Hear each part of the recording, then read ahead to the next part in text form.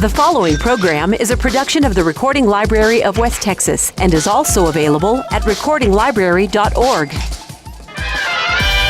You've got it tuned in to the Recording Library of West Texas. This is GI Know.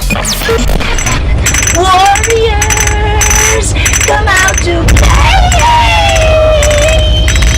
The show, hosted by me, David Collins, and produced by Chris Brown, where we discuss veterans and life after the military. We love you long time. Ask not what your country can do for you. This guy's got the right idea. He wore the brown pants. And now it's time for GI Know. I have come here to chew bubblegum and kick ass. And I'm all out of bubblegum. Y'all can both kiss the fattest part of my... Are we recording now? Yes, we are. Okay, now let me ask you this before we get started. Did you get any of that before the kiss my part? No, I didn't. Okay, so you got schooled? Say what now? You heard me. That's Did you say... dumb game. See, they're trying to make fun of my headphones here. And I don't know why, because they're nicer than the ones that you two goofy bastards are wearing. I have small ears, and these barely cover. That tells you something.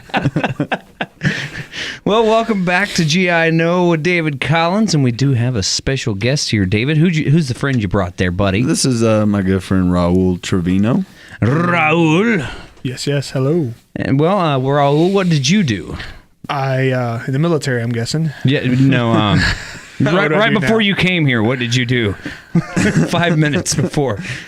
I don't What'd you know do in the if this is military? sarcasm or not. It's sarcasm. Yes, I don't know him that well.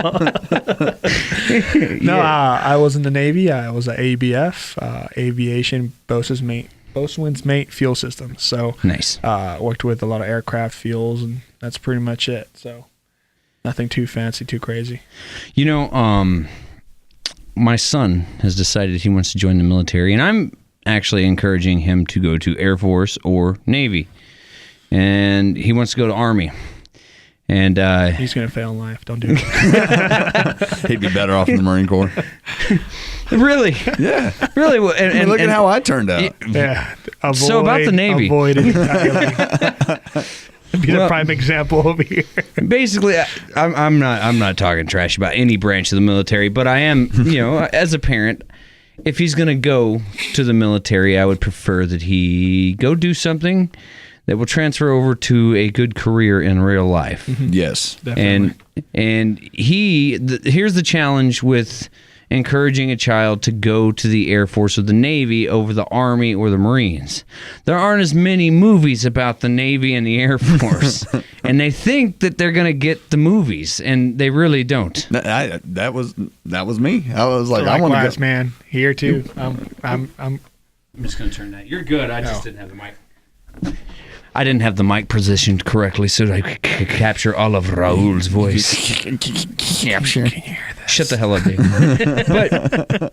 But as a parent, as a parent, I want him to make a decision that he's not going to regret later. And I'm not saying that he would regret the Army or the Marine Corps, but I am saying that he's very smart. He's going to score very high. And if you score very high in the ASVAB, I think that there's a lot of jobs, a lot of really cool jobs in the Navy that he would enjoy. Yeah, there's tons of options. Of course, it all matters by your ASVAB. The higher you score, the more options or opportunities are available to you. My only thing to that is, if I could give advice to anybody who wants to join, is wait till you're at least 25. Yeah. Experience life a little bit. Experience being out there in the world. See how no one cares about you once you're out by yourself. Seriously, in a serious note, though, figure out the whole adult thing. If you're still serious about it, by the time you hit mid-20s, hey, you know what? I still want to do it. Let's go ahead and do it. By that point, you're a little bit more mature. Insurance rates drop at 25, right? Hey, so you would hope at that point you've kind of mustered up enough adultness, I guess I could say. Just to not let the existential dread set in. Yeah. That's actually pretty solid advice, I think. It is. Yeah. That's pretty solid. That was just one thing. I never regret anything I did. It made me the person I am today. But if I could change one thing, it would for me, it would be to wait when I was a little bit older, a little bit more experienced, a little bit more seasoned, and then, hey, I know what to expect. I've already gotten the drinking, hopefully, and partying out of my system. I'm joining the military. I'm joining for the mission, not to party and screw around it. Well, I think that a lot of people, they make the mistake, especially when they're younger. They go in and they think that they're going to play Army.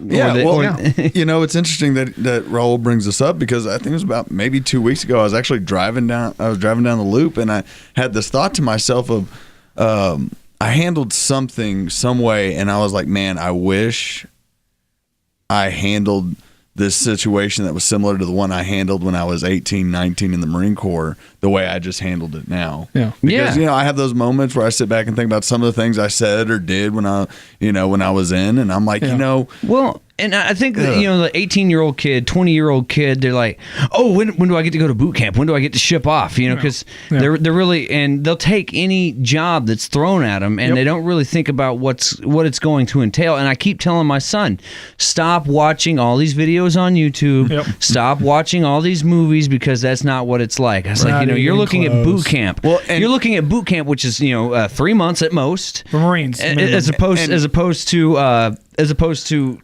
Now let me play devil's advocate here. I will stab you in the face. No. Hear me with out. your tattoo. Because what you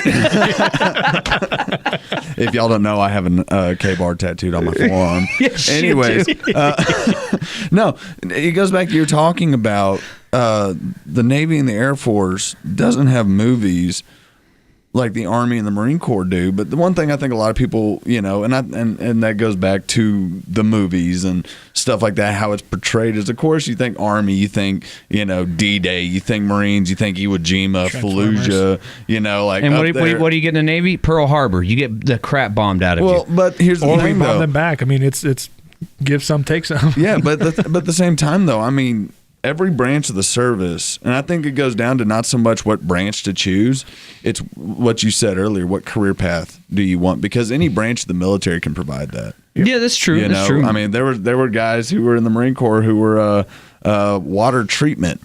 Oh, like yes. They tested and yes. cleaned water. Like, that was their job. You have radio operators. You had intel. You know, you had aviation. You had mechanics. You had techs, you had IT. I mean, every branch has its own. Everyone needs everything. I mean, that's very vague to say, but I mean, you have Marine mechanics, you have Air Force mechanics, you have Navy. I mean, they all offer. They're all mechanics. Yeah, they all offer you. I'd like to say, I hope I don't get any backlash for this. The same kind of jobs. Some a little bit more than others, but that's entitlement of different services. Well, I think what I'm trying to get him to avoid is. He's really looking forward to the boot camp experience, and he likes the idea of the Army or the Marines because that's the hardcore boot camp, and that's what all the friends, the younger kids, they're like, oh, Navy, it's just 5 weeks, no big deal, and. Trust me, I was a straight-up jock in high school. Well, I got out of shape in the Navy boot camp. It was a joke. Dude. I lost weight. I had to buy all my uniforms all over again as soon as I was able to bulk up I didn't realize that in Navy boot camp they don't teach you martial arts at all. I dated a girl in the Navy, and were we they went supposed to, because I missed that class. No, that's what they don't teach it at all, and I was surprised. Well, I dated a girl in the Navy, and we were at Mayport. And a bunch of her Navy dude friends, she cheated on me, by the way. Surprise! There's a shocker. We're in an open relationship. A bunch of her Whatever Navy that means. A bunch of her Navy dude friends were trying to wrestle around with me, and that's back when I did jiu-jitsu and MMA. Fucking Navy guys. And ran a train on your girlfriend? No, I ran a train on them. Then they ran a train on my girlfriend. No, I mean like three or four of them right after another one, and I just tapped them like that, and I was like, dude, what are they teaching you? And they're like, they don't teach us martial arts. And I was like, what? Yeah, and then it's like, oh well, they don't really have to know that. That's why I was out of shape. I mean, I'm talking about I powerlifted, I wrestled, I did football. I mean, all that combined, I was out of shape when they quote unquote beat us, and I had fat kids sweating and slipping in their pool of their own sweat, crying like, are you freaking serious right now? And I'm laughing and doing up downs, push-ups, like, do you want me to do one-handed push-ups? I mean, let me help you toughen this up a little bit. It was sad, but hell, even when we got out and I was in Pensacola, I mean, you see Marines training up and down, running, carrying each other. I mean, I made them look bad. I mean, in the gym working out with with them. Hey, they wanted to spot me. It's like, no, I got this, bro. I'm good. And I'd make them look bad. So I kind of wish I would have trained with them more. You don't like that, David? It's so true. It's so freaking true. No, I will admit I make your Marines look bad. I've seen soldiers, I've seen sailors, I've even seen some airmen that just can debo anybody. It's not uncommon. Have you ever seen a Coast Guard dude? Oh my God! No, I can't say that. Really? The dude's up near MCRD. All the Coast Guard dudes are freaking enormous. Well, they have nothing else better to do but work out. So freaking massive. Exactly. Didn't have anything else better to do. See, we were busy training to go fight a war. He was doing something with fuel on an aircraft carrier. That's like not even. Yeah, I don't 5% of my career. As a matter of fact, why would you give us a typical day in the life of what you did? Man, here's a short and sweet story, which that kind of sucks at the end, because once school was done and everything, I mean, hey, I'm no trophy child, no trophy sailor or anything. So let's not get it twisted here at first. But once school was done and I shipped out to Japan, Sasebo. Man, we had in-serve. Now, for those who don't know what in-serve is, it's your ship has to completely, go through a full inspection, which I was on an LHD, the Essex, which is the second biggest to a carrier. It's a carrier, the LHD, and then I don't know the rest because I forgot that part of my life. So, but anyways, so in-serve, every single department from IT to the tower to the flight deck, every single department had this giant list of checklists to go through. And so my experience was fixing everything's crap to get ready for inspection for the ship to handle 100% top notch. God. So as far as my job, I didn't do much of it. I didn't do much of it because at that point, by the time everyone took off deployment, me as a jock, I injured my left ankle leg. So now I was stuck on shore duty with a cast from my big toe to my knee. So not too much fun. Now the little practice I did have or chances I did see, man, was freaking awesome. From LCACs to Humvees to what are those amphibious? The AAVs. Yeah, AAVs because it was LHD, so it can pretty much what's the word I want to use? Drowns itself a little bit, so that LCACs and stuff can hop in the ship and vice versa when sitting in deployment on land. So it was really cool. So I saw a lot of that. I saw a few aircraft, but I officially never actually did my job. Nice. So, but again, the training with it, pulling fuel hoses, that are 200 feet, 100 feet, man, talk about a workout on itself. You have cranials and you have your purple vest. I'm sure you all seen the movie, so you get purple, red, yellow, green, and white. White's medics or the officer on deck. So we're the purples, right? And we're pulling these hoses, fueling, defueling. Dude, talk about a workout in itself. Now, I feel bad for the AOs. Those guys are carrying freaking missiles. Talk about lower back pain. Man, just looking at those guys looks painful. But obviously, it's a team effort. Can you imagine dropping a missile? Exactly my point what I was going to make next. It's like, you literally cannot screw up, and you're done. It's like, whoa, no. That's equivalent of you having surgery in your mouth of a dentist, and all of a sudden you hearing the doctor say, "Oops." You don't. There's no oops. You just don't. I think it's good. I think we're gonna just go ahead and load that one on there. Oh my god. That is not the job for clumsy people. Yeah, but no, you want to talk about clumsy? There's a story. Real quick, sorry, side note. There's a story my buddy told me from my unit when they were in Afghanistan on their COP. They were having to clean out their burn pit, and they had their shovels, and he sunk his e-tool into the trash. And went to go fling the trash out. Oh no! And saw a freaking 203 40mm grenade. For a grenade launcher sitting on his shovel. And he said he froze and he was like, "Corporal?" He goes, "What?" He's like, "There's a 203 round in the burn pit." He's like, "Shut up, quit playing around." He's like, "No, there's a 203 round in the burn pit." And the corporal looked over and saw it on his e-tool and he goes, "Everybody get out of the burn pit. You stay right there." I would have just put it down and. Well, see, what's funny though is those 203 rounds, they don't activate unless they have a spin.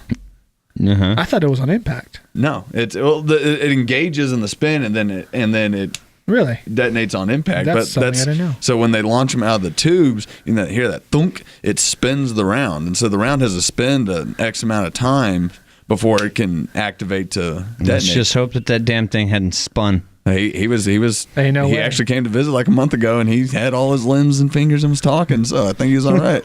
So then he didn't serve, is what you're saying. Oh man. Too low. My Way grandfather. low. My grandfather always told me this story. He was air traffic controller, and he was walking through he's walking through the field, and like he got up on top of one of the planes long time ago, back when he was younger and whatnot. Back in his And day, just kind of like looking over everything, and found this guy inside of the tank of a damn airplane, mopping out the tank with a cigarette in his mouth. No. And there was jet fuel on the bottom of the tank. And he's like, That sounds like one of those like really, really old school stories back when they used to operate things without a T-shirt or any kind of safety equipment. I mean, he was in Vietnam, See, so that does not surprise me. They're the reason What why we have safety surprises me- briefings. how the hell was he inside of the tank with a cigarette in his mouth without blowing the hell up? I Justin can Fields. tell you this right now. That there is the prime example of a man who just stopped giving a flying. That is a man that just said, you know what, something's gonna take me. I'm gonna go out doing what I like. He did doing. not give a crap. He was literally cleaning out the inside of a jet fuel tank with a cigarette in his mouth. Have you not seen those black and white images of the military? Those guys without shirts and tatted up. And yeah. That does not. Oh, surprise my me. grandfather's one of those guys. First time he ever met my fiance, within like 2 sentences of meeting her, he's like, yeah, and like my teacher used to tell me, make me write on the board 100 times, do not take the polio kid's crutches. And I was like, what? And he's like, That was a thing. He's like, I wonder where that kid is. He's like, Obviously, I wonder- not crutching around. I wonder where that kid is right now. It's like, he's probably dead, Grandpa. Oh, well, that's nice. It's like, what the hell is wrong with you? Just so I regret blasé. nothing. I regret nothing. And he's literally my fiance's favorite person on the planet. Well, how could he not She be? laughed so hard she almost fell out of her chair. Anyways, so now, Raul, what do you do now? Right now, I actually operate a small local business. Man, I could. Do you say you're naked? No, You like to see hobos naked? it's on a radio show. It doesn't mean no good here. Oh, man, what you make it? Well, it does the people listening no good. Yeah, exactly. No, but I operate and run a small local business called R&RH, short for Ranch and Residential Hands. What we do is it's on the shirt. Yeah, it's on the shirt. This is actually my retro shirt. Ooh. Yeah, I had to change That up is the cool, logo. fancy design. That's the new one right there. What do Fancy. you guys do? So what we do is we actually do all capital ALL custom fences and service trees. So they came hand in hand. Like Something we service trees? service trees. I don't know how you can even make that as a sexual joke, but yeah, if they need it. I've been we'll hanging do out it. with this guy. That's how. I'm a have dirty, you met dirty David? boy. No, but seriously, No, so like any kind of tree trimming, you need Yeah. stumps removed, stuff like that. Exactly. We have we have some serious equipment, and we were actually just talking about this on the way over here, David. It started off. It was something I always did on the side. I was always really good at. Didn't think much of it. It was just little repairs here, Yeah. little repairs there, and it one day here, I guess it's West Texas, needed it, and was told, man, you really need to pursue this. And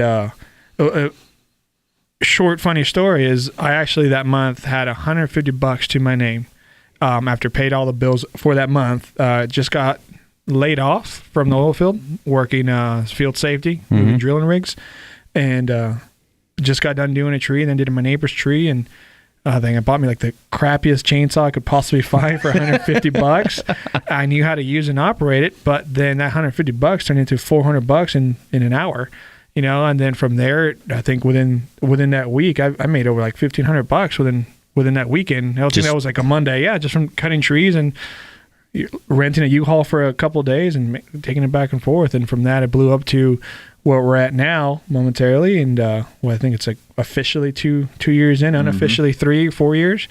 And it's just been a blessing, really. It's just a lot of carrying that respect, that quality, that, hey, let's do this right, let's do it right the first time. And it's just been one big project after another big project. And it's awesome, dude. We've grown a lot. And the more I think about it, from trailers to trucks. Do you work with do you do work with David's company? We're working on that. Yeah, actually, we were talking about it on the way in. No, but actually, I worked. You should employ his company.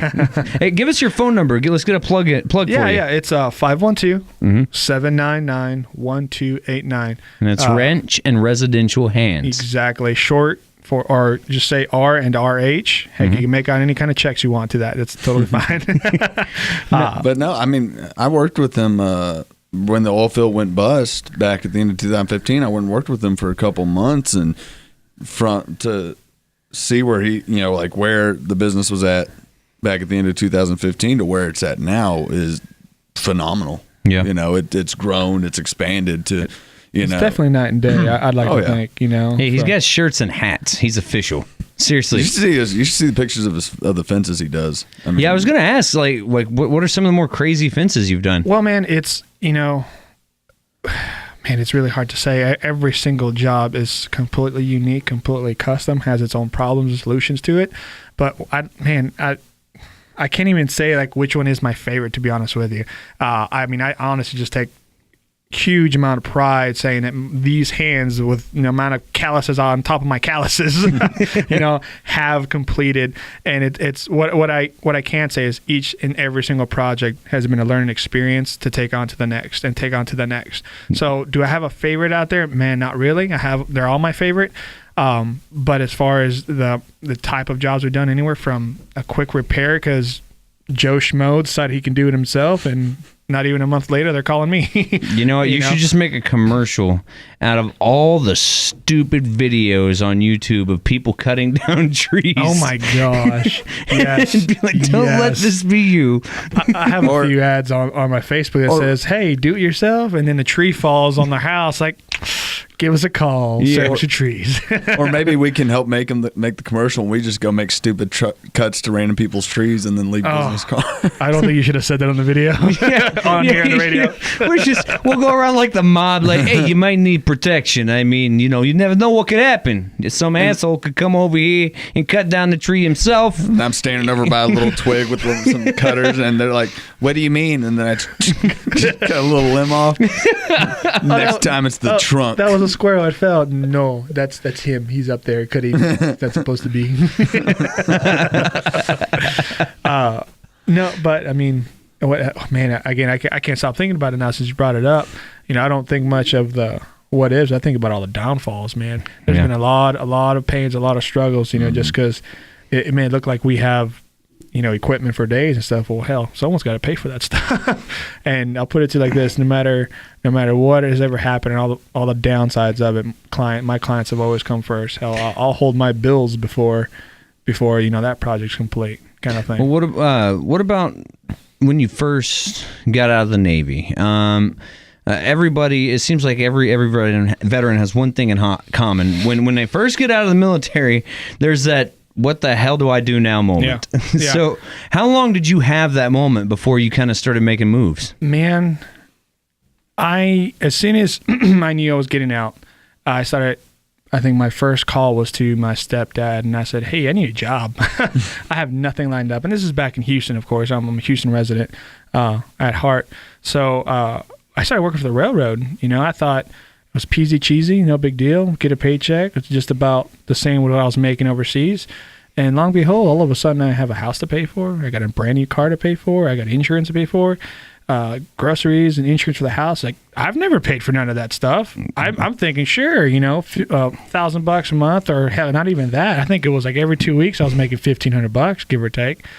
And it's sure, that's a lot of money. 'Cause, I mean, you're in the military. It seems like a lot of money, but it's not. It's not, because the military won't pay for your, for your living, for your food. You can go get free food right up the road in a child. But I think that a lot of kids out there and a lot of people, if you're listening right now and you are currently in the military and it's your first term, well, You should be thinking about these things because a lot of a lot of kids think, oh well, I was in the military, I'm ready for civilian life, and No, man. they It's really a don't rookie prepare you for mistake. that. That is a rookie mistake. That, and that's the scary part of it, but because I went in the military with full 100% devotion. I was going to make a career out of it. Mm-hmm. I was going to be there my whole life and then figure out life after that. That's it. I mean, you're talking to someone who grew up on Clint Eastwood, John Wayne military movies. Oh, yeah. And now those, I'm only born in 1990, so I'm 2017, so yeah, 27. Anyone who's in the military understands another day is another day. No one cares about holidays or birthdays. Well, and I think that a lot of people don't realize, especially younger kids thinking about going in, and they don't realize that. Yeah, after boot camp, you just have a regular job. It's pretty much, and a lot of people don't really understand that. It's like, what do you mean a job? It's like, well, you wake up, you put your uniform on, you do your duties for the day, and you go home. After that, you go home. If you're not on duty that day, you go home and try not to get in trouble. Yeah, I mean, until the next day. Unless you're deployed, you do normal people shit, and people.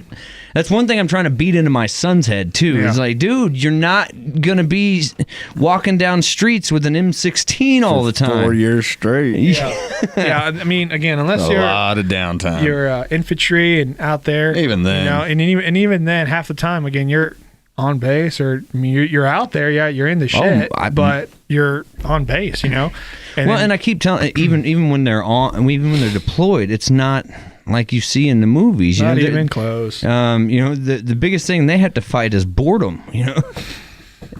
Boredom and alcohol. A lot of alcohol. I would be willing to bet 75% of the things guys get in trouble for overseas or even on base is stemmed from boredom in some way, shape, form, or fashion. And hell, a ton of injuries come from boredom too. You cannot explain half of the Captain's Mass stuff. It's like the number one rule of Fight Club is you don't talk about Fight Club. Even if you could, you couldn't explain it. Why were y'all doing this? Like, well, you sit around for 16 hours straight and see what the hell you come up with. Yeah, you tell me to be at the armory. It goes like this. The captain says, I want everybody at the armory at 6 o'clock in the morning.